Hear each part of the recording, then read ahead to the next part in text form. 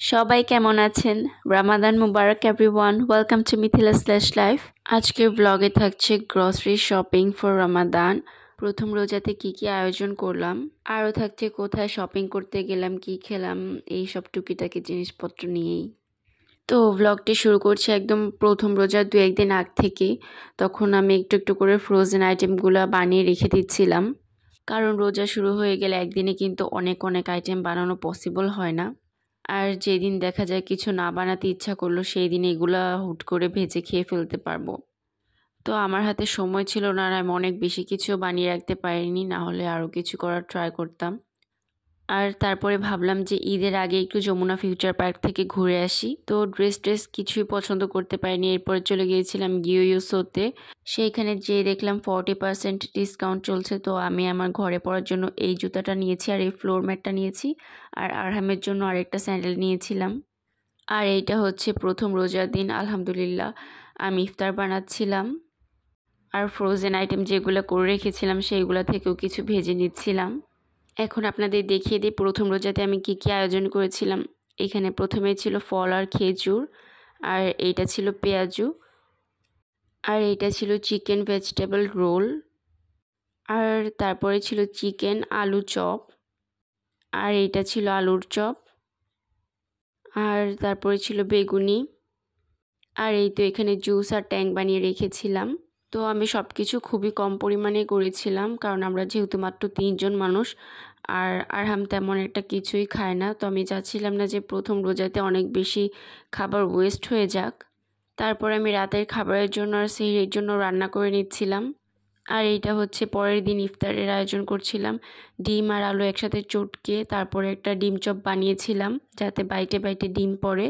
আর যেটা ভিতরে আস্ত ডিম দিয়ে করি সেটা তো প্রতিবারই করা হয়, তো এবার একটু ডিফারেন্টভাবে করলাম। আর ও অফিস থেকে আসার সময় হালিম আর দই বড়া নিয়ে আসছিল, যেটার একটাও তেমন একটা বেশি ভালো ছিল না।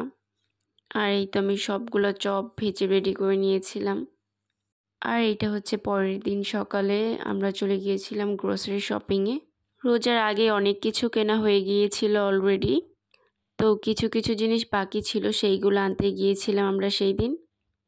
এই যে এগুলো আগেই কেনা হয়ে গিয়েছিল। তো আমি 2টা সার্ভিংয়ের জন্য প্লেট নিয়েছিলাম। এইগুলো রোজার মধ্যে অনেক বেশি কাজে লাগে, কিছু বানিয়েও রাখা যায়, আবার ভাজাভাজি করেও রাখা যায়। আর কিছু ফ্রোজেন আইটেম কিনে নিয়ে এসেছিলাম।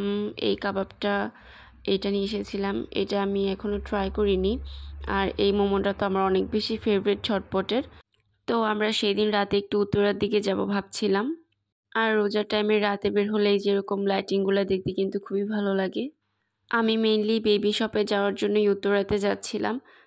আমার বাসার আশেপাশে কোনো বেবি শপ নেই, তো ভাবলাম যে উত্তরাতেই যেয়ে দেখে আসি। তো এই বেবি শপটাতে কিন্তু অনেক সুন্দর ডেকোরেশন করা। মেয়ে বেবিদের ফ্রকের কালেকশনগুলো কিন্তু অলরেডি আমি আমার পেজে অ্যান্ড আমার চ্যানেলে আপলোড করে দিয়েছি, চাইলে আপনারা দেখে আসতে পারেন। আর এই তো আমার বেবির শপিং শেষ, সে তার শপিং ব্যাগ নিজেই নিয়ে চলে যাচ্ছিল। আর তারপর আমরা চলে গিয়েছিলাম কুপার্সে। আর আমার ক্ষুধা লেগে গিয়েছিল, তো ওর জন্য স্যান্ডউইচ নিয়ে তারপরে আমরা চলে যাই উত্তরায় যে নতুন মার্কেটটাতে শেফস টেবিল খুলেছে সেইটাতে। মার্কেটটার নাম আমার এখন ঠিক মনে পড়ছে না, কিন্তু যেহেতু আমি একদম অবাক হয়ে গেছি, এত বেশি স্পেস নিয়ে করেছে এটা। আর তাকালে একদম অনেক দূর পর্যন্ত খালি খালি ছিল দেখতে। আর এখনও হয়তো সব দিকে চেয়ারগুলো বসায়নি, এই জন্য বেশি খালি লাগছিল। আর এখনও কিন্তু অনেকগুলা দোকানই ওপেন হয়নি। আর আরহাম তো যেই প্লে জোনে চলে গিয়েছে। আর আমি একটু পুরোটা শেফস টেবিল ঘুরে ঘুরে দেখছিলাম। তো এইখানে দেয়ালগুলো কিন্তু খুবই ইউনিকভাবে ডেকোরেশন করা। এইখানে বিভিন্ন দেশের মানচিত্রের উপরে খাবারগুলো মানে 3D আকারে ছিল, যেটা দেখতে খুবই ভালো লাগছিল। কনসেপ্টটা খুবই সুন্দর লেগেছে আমার কাছে। তারপরে থাইবে থেকে আমি আমার খাবারটা অর্ডার দিই, আর ড্রিঙ্কস চুজ করতে চলে যাই রানচা থেকে। আর এই তো কিছুক্ষণ পরে আমাদের খাবার চলে আসে। আর ও অর্ডার করেছিল বার্গার, যেটা নিয়ে অনেক বেশি খুশি ছিল। আর এই শেপস টেবিলেও একটা ক্যাচমি আছে, একটা না, আসলে এটা অনেক বড়, মানে এই সাইডটাতে ছিল পুরোটা, আর আরেক সাইডে আরেকটা ছিল। তারপর রাস্তা দিয়ে যাওয়ার সময় সিরিয়ালে কিছু ছিল, মানে অনেক বড় ছিল ক্যাচমিটা। আর এই তো আমার ফেভারিট খাবার এসে পড়েছে, যেটা হচ্ছে থাই ফুড। এটা হচ্ছে থাই গ্রিন কারি, আর এটা হচ্ছে টমিয়াম স্যুপ। আর রাফি অর্ডার করেছিল বার্গার, আর এই আমার ফ্রাইড রাইস, সাথে ছিল শ্রিম্প। আর এই ড্রিঙ্কসটা এত বেশি বড় ছিল, এটা খেয়ে শেষ করা যাচ্ছিল না। এটা টেস্ট আমার কাছে ভালোই লেগেছে মোটামুটি। খাওয়া দাওয়া শেষে আমরা তো খাওয়া দাওয়া শেষ করেছি, আর আরহাম খেলেছে। সে খেলেই টায়ার্ড হয়ে গিয়েছে, সে তো জুতা পরার সময় শুয়ে পড়ছিল বারবার। তো এই তো আজকের ব্লগটি এই পর্যন্তই। কেমন লাগলো আমাকে অবশ্যই কমেন্ট করে জানাবেন। Thanks for watching.